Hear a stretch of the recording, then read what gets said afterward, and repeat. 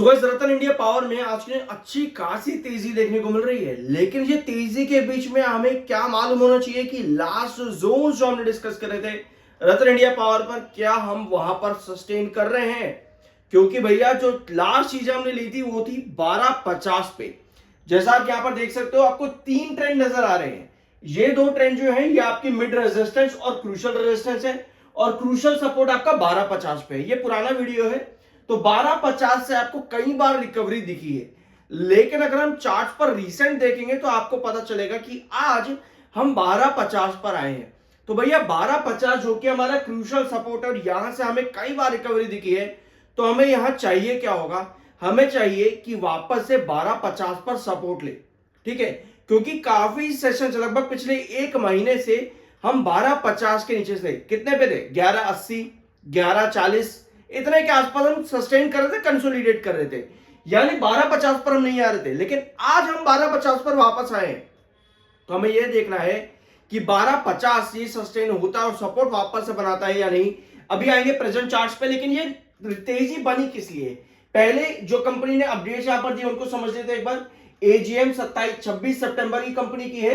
Appointment company का whole time director Ravi, और साथ में head AI Dhruv, remuneration of 50 lakh और 60 लाख पर एनम का कंपनी ने यहां पर अनाउंसमेंट किया है। और भी क्या कंपनी ने अपडेट्स दी है? तो भैया कंपनी ने अपनी बिजनेस रिस्पॉन्सिबिलिटी सस्टेनेबिलिटी रिपोर्ट भी सबमिट करी है, और ये कुछ खबरें हैं कंपनी की। लेकिन हमें क्या समझना है, अगर हम लॉन्ग टर्म इन्वेस्टर हैं या शॉर्ट टर्म इन्वेस्टर हैं, हमें देखना होता है कंपनी का बिजनेस कैसा चल रहा है। क्योंकि हमें एक चीज मालूम है कि रतन इंडिया पावर का जो प्रमोटर होल्डिंग पैटर्न है वो एक टाइम पर अच्छा खासा प्लेज रहा है। ठीक है, एक टाइम पर अच्छा खासा प्लेज रहा है, और अभी भी वो प्लेज उतना ही है, 59% का प्लेज है। ऑल दो ये प्लेज पहले काफी अच्छा खासा था, 88.65 का था, लेकिन जून के डाटा में कंपनी ने ये प्लेज काफी कम किया है, जो कि एक अच्छा साइन है। तो अगर हम लॉन्ग टर्म के लिए जा रहे हैं, हमें ध्यान से देखना होता है कि भैया प्रमोटर हेल्थ कैसी है, ये देखना होता है। हमें देखना होता है कि कंपनी बिजनेस कैसा प्रोवाइड कर रही है। तो भैया लास्ट वीडियो में हमने डिस्कस ये भी किया था कि अगर आप इसमें लॉन्ग टर्म के लिए जाना चाहते हो ना, आपको ये देखना होगा कि कंपनी अपने बिजनेस में वापस ग्रोथ ला पा रही है कि नहीं। क्योंकि अगर हम कंपनी के रेवेन्यू सेल्स देखेंगे, तो भैया रेवेन्यू सेल्स में कंपनी ने जून 2025 अचानक से डिप लगाया। ठीक है, अचानक से डिप लगाया, 822 करोड़ का कंपनी का रेवेन्यू आया, जो कि क्वार्टर ऑन क्वार्टर और ईयर ऑन ईयर बेसिस पर एक ड्रॉप है। चलो कोई बात नहीं, हम समझते हैं कि भैया एक क्वार्टर में कंपनी का कुछ ऐसा हुआ होगा कि भैया किसी रीजन से कंपनी उतना रेवेन्यू जनरेट नहीं कर पाई होगी।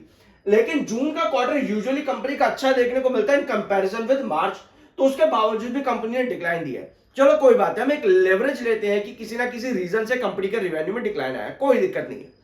हमें फिर चाहिए कंपनी की प्रॉफिटेबिलिटी। क्योंकि अगर आप देखोगे यहां पर पिछले 6 क्वार्टर कंपनी को उठा के 1 2 3 4 5 और 6, तो हमें नजर आएगा कि यहां पर कंपनी अगर एक्चुअल प्रॉफिट में आई है ना, तो एक बार, दो बार और तीन बार आई है। अगर हम 10,000 करोड़ को देखेंगे, तो ये सारा पैसा कंपनी का अदर इनकम से आया था, सारा पैसा अदर इनकम से आया था, इसकी वजह से कंपनी की प्रॉफिटेबिलिटी इतनी हाई थी। ठीक है, अगर हम यहां देखेंगे तो यहां पर भी कंपनी का अदर इनकम 85 करोड़ था, जिसकी वजह से कंपनी प्रॉफिट्स में आई। यहां पर कंपनी का अदर इनकम 89% था, उसके बावजूद भी कंपनी -1 करोड़ के लॉस पे आई थी। 91 करोड़ 4 करोड़ का प्रॉफिट, 92 और 126, यानी कंपनी कहीं ना कहीं अदर इनकम पर ज्यादा डिपेंडेंट अभी भी है। अब 99 करोड़ का कंपनी आई थी जून 2025 में, 13 करोड़ का नुकसान कंपनी को हो गया। यानी मोटा मोटी अगर हम समझे हमें क्या यहां पर चाहिए, हमें चाहिए कंपनी के एक्चुअल बिजनेस से प्रॉफिटेबिलिटी। हमें चाहिए कंपनी के एक्चुअल बिजनेस से प्रॉफिटेबिलिटी, यानी कि ऑपरेटिंग प्रॉफिट कंपनी के आने जरूरी है। भैया ऑपरेटिंग प्रॉफिट अगर आते आने वाले फ्यूचर के अंदर, तब हम कहते हैं कि हाँ ये कंपनी अब लॉन्ग टर्म के लिए जाने के लायक है। लेकिन अगर इसी तरह से ना कंपनी चलती रहेगी कि भैया कभी अचानक से प्रॉफिट पे आई, फिर नुकसान पे आ गई, तो इस तरह की चीजें कहीं ना कहीं हमको ये भी कहती कि यार अभी थोड़ा सा रुकते हैं एक लॉन्ग टर्म पर्सपेक्टिव रखने के लिए। ये एक ओपिनियन है।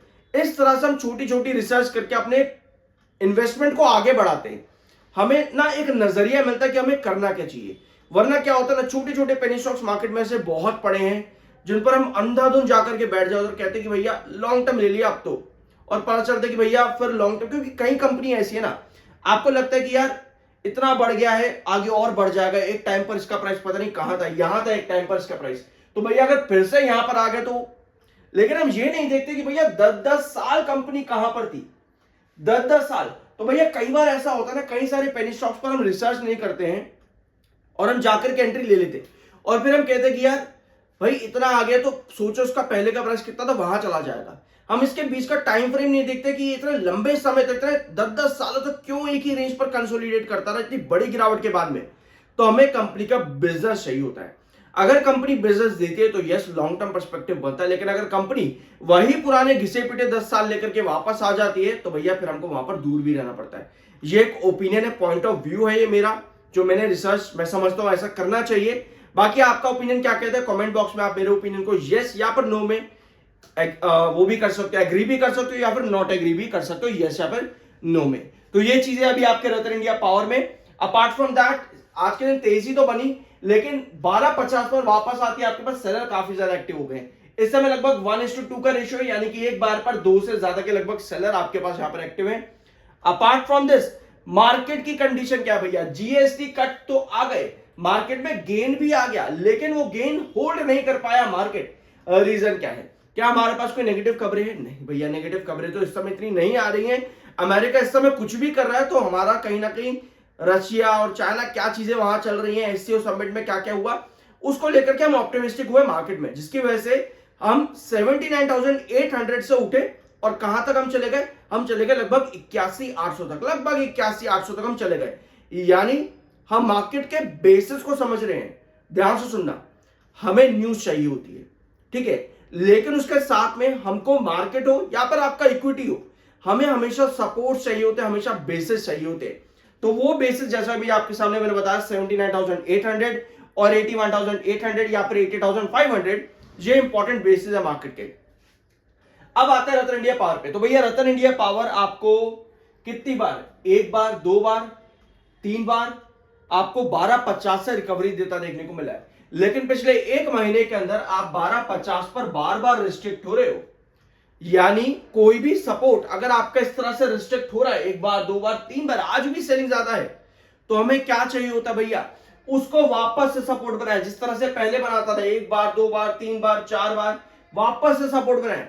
तो हमें 12.50 वापस से सपोर्ट चाहिए। उसके लिए आपको क्या चाहिए होगा, उसके लिए आपको कंटिन्यूअस क्लोजिंग एटलीस्ट चाहिए 12.50 पे, या फिर हैंगिंग सपोर्ट करे 12.50 पे, या तो हैंगिंग सपोर्ट कर जाए, तब हम कहते हैं कि भैया वापस से सपोर्ट बनेगा और फिर हमें रिकवरी देखने को मिलेगी।